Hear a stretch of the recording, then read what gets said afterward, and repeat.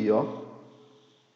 Esse flagelo iria conferir essa bactéria aqui a capacidade de se locomover. Já essa outra bactéria aqui, ela não tem flagelo. Se ela captar o gene do flagelo aqui e inserir lá dentro dela, agora ela tem a informação do flagelo. Então, antes ela não tinha flagelo, agora ela pode criar um flagelo nela aqui, ó. Agora ela consegue sair nadando, entendeu? Então, essa é uma das vantagens da transformação. Ela consegue pegar informações de outras bactérias que estão no ambiente. Outro tipo de reprodução sexuada de bactérias é chamada também de conjugação, tá bom? Você pode chamar ela de transferência genética ou transferência genética ou conjugação. O que vai acontecer aqui nessa história? Vai acontecer a transferência de DNA. Então, uma bactéria está aqui, outra bactéria está ali. Tem plasmídio aqui, gente? Ó, aqui não tem plasmídio, tá vendo? Ó?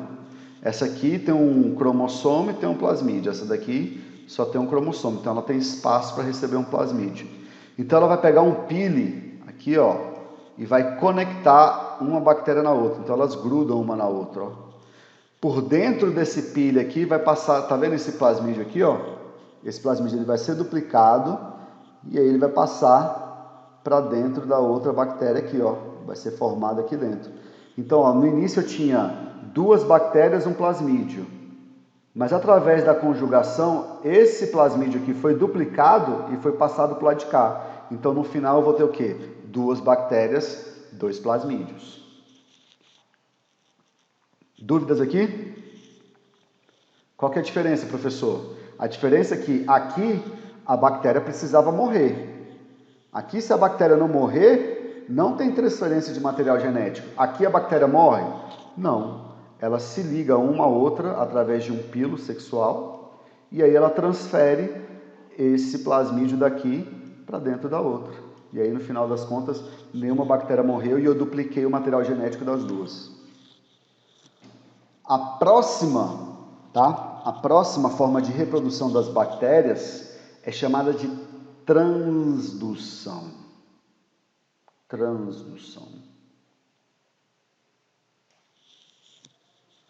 Olha essa bactéria que está bem aqui, ó, no número 1. Aqui está a bactériazinha, bonitinha. Aqui está ela, ó, bonitinha. Aqui de verde está o cromossomo da bactéria. O que tem de esquisito nessa bactéria que eu acabei de pintar de amarelo aí, gente?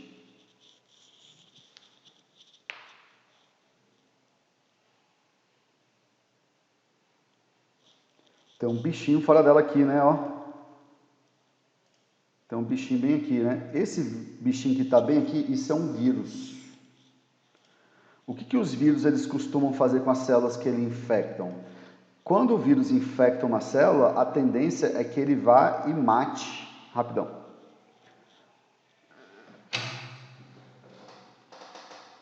Segura aí, eu vou pegar o carregador do meu laptop ali, porque a bateria está acabando.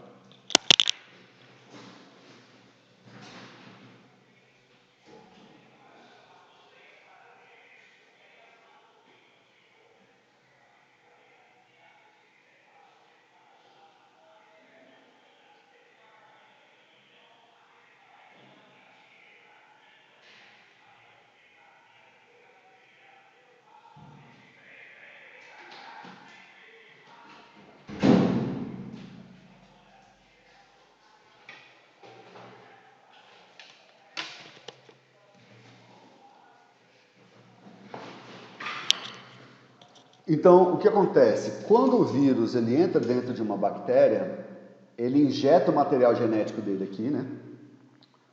Deixa eu mostrar aqui, deixa eu voltar lá.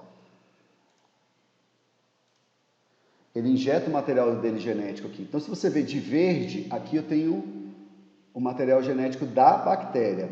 E quando ele injetar, não sei se você está conseguindo ver aí, mas tem uns risquinhos aqui que são pedacinhos de DNA vermelho, tá vendo? Ó? Isso aqui são o DNA do próprio vírus. O que vai importar aqui para mim agora é o pedacinho do DNA verde aqui, ó. Quando eu for produzir novas partículas virais, vão ter vírus vermelhos, que já carregavam os próprios genes do próprio vírus, que é vermelho, que eu, né, aqui, e vai ter um vírusinho verde. Esse vírusinho verde que está aqui, na verdade, ele está carregando o material genético dessa bactéria aqui, ó. Por isso que ele é verde. O DNA que ele carrega é esse verde aqui, e não o vermelho do vírus. E aí, olha só que interessante. O próprio vírus sai daqui e vai infectar uma bactéria lá, ó. Então, consegue perceber que acontece a transferência do DNA dessa bactéria 1, aqui, ó, para a bactéria 4, porque o vírus, quando sair dessa bactéria aqui, vai infectar a nova bactéria e vai injetar o material genético dele lá dentro. Injeta o material genético dele lá dentro. Então, acontece uma transdução. Quando eu estou falando de transdução, a transferência de material genético vai ser realizada por quem, gente? Pelos vírus, tá? Pelos vírus, exatamente. Então, só recapitulando. No caso da transformação, uma bactéria vai morrer, a outra vai capturar o gene. No caso da conjugação, acontece apenas a transferência do plasmídio de uma bactéria para outra, né? Então nenhuma bactéria morre. Na transdução, uma bactéria morre, porque o vírus matou essa bactéria, mas o próprio vírus, quando vai sair daqui, transfere, né, o gene para outra célula, então é chamada de transdução. Alguma dúvida até aqui, não? Posso continuar? Tem certeza disso? Pessoal, vamos lá. Agora vem uma parte que mais me interessa, que eu gosto de falar. A gente vai falar agora sobre, daqui para o final da aula, nós vamos falar de doenças bacterianas. Essas aqui são as chamadas doenças bacterianas, ó. Doenças causadas por bactéria. Botulismo. Alguém já ouviu falar em botulismo? Então eu vou explicar para vocês primeiro. Eu vou mostrar para vocês que o botulismo ele é uma doença grave que pode levar à morte, extremamente perigosa, tá certo? E aí eu primeiro vou ensinar a vocês como você se protege do botulismo, tá bom? É muito importante você cuidar da conservação dos alimentos, tá? Alimentos guardados fora da geladeira é um perigo. Outra coisa onde acontece a reprodução dessa bactéria, que é chamada de Clostridium botulinum, tá? Elas se reproduzem muito em latas. Então, sabe aquele milho em conserva, aquela ervilha em conserva? Você nunca pode comprar uma delas amassada. Se um dia você pegar uma lata dessa de alimento e você abrir e olhar dentro da lata, você vai ver que lá dentro tem um esmalte. Esse esmalte que pinta a lata por dentro, ela serve justamente para impedir que a Clostridium botulinum fixe na parede da latinha e comece a se multiplicar, tá bom? Então, a lata, quando ela amassa, ela solta essa proteção e aí permite com que a bactéria consiga se reproduzir lá dentro, tá bom? Uma coisa importante, né, que essa doença, apesar dela ser extremamente perigosa, eu vou falar por que ela é perigosa, mas uma coisa importante, se você conseguir detectar a tempo, antes dela agravar, você consegue tratar ela com antibiótico simples, tá bom? Ela é sensível a antibiótico, tá bom? Então vamos lá, o que é essa Clostridium botulinum? A Clostridium botulinum, ela é uma bactéria que ela produz uma toxina. Essa toxina, que é se chama toxina botulínica, ela que é utilizada no Botox. Por que ela é tão perigosa? Porque ela paralisa músculos.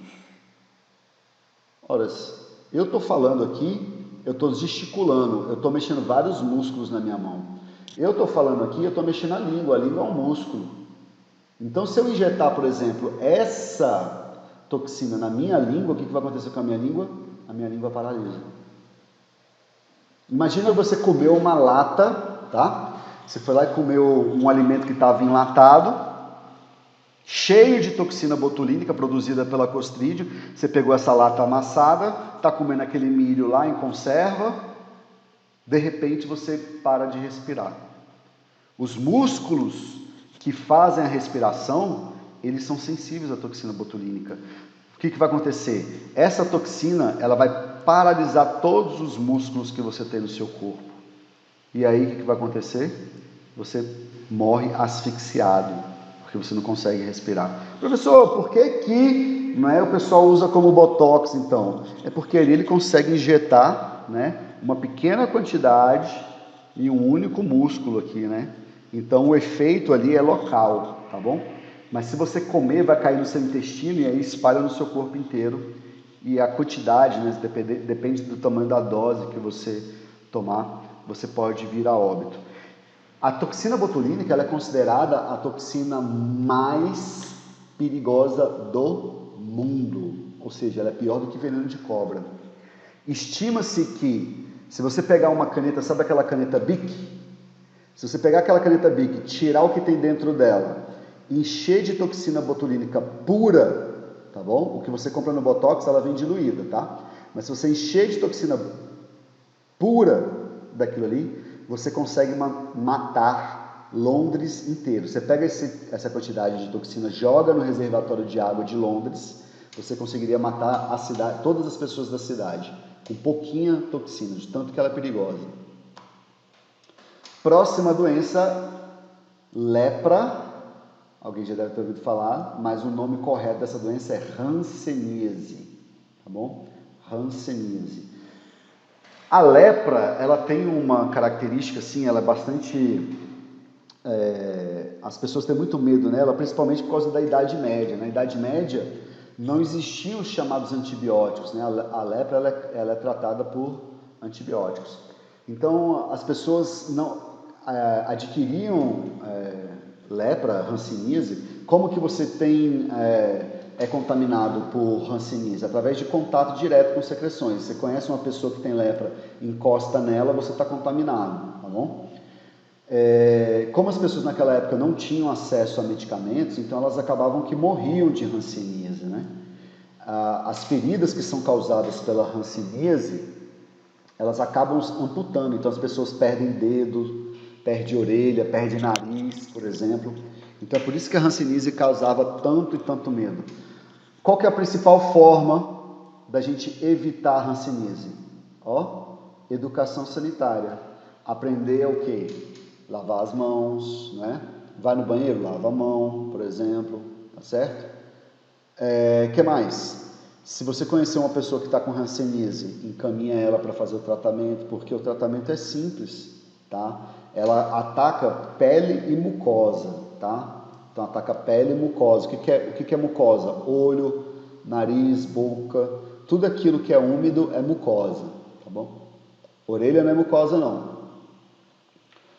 Mucosa é úmido, tudo aquilo que é úmido, por exemplo, órgãos sexuais é mucosa, é lugar onde a pele é muito fina e precisa ser úmida, porque de tão fina que é a pele, se não fosse úmida, a pele ia ressecar, tá bom? Como é que eu sei que eu posso ter hanseníase? Normalmente você só sabe que está com hanseníase porque alguém perto de você teve hanseníase, tá? Porque normalmente no início você não vai conseguir descobrir, porque ela aparece como pequenas lesões, pequenas feridinhas na pele. Uma característica que ela tem, que é fácil de você conseguir identificar, é que a pele perde o tato. Você perde tanto o tato quanto a capacidade de sentir dor. Se você pegar uma faca e enfiar aqui, você consegue não sentir dor nenhuma. Porque a bactéria, que é essa daqui, Mycobacterium leprae, tá certo? Ela destrói todos os nervos da pele da pessoa. E aí, sem nervo, o impulso nervoso não consegue ir para o cérebro e aí não tem dor. Você fica 100% anestesiado naquele local. Uma outra característica também, fica uma espécie de pano branco na pele, tá? Então, se você tiver algum tipo de pano branco, alguma mancha na pele, você tem que ir imediatamente ao médico. Porque ou é hanseníase, tá bom? Deus me livre, tomara que não seja, ou é algum tipo de micose, tá? E aí isso tem que ser tratado. Outra doença causada por bactéria, meningite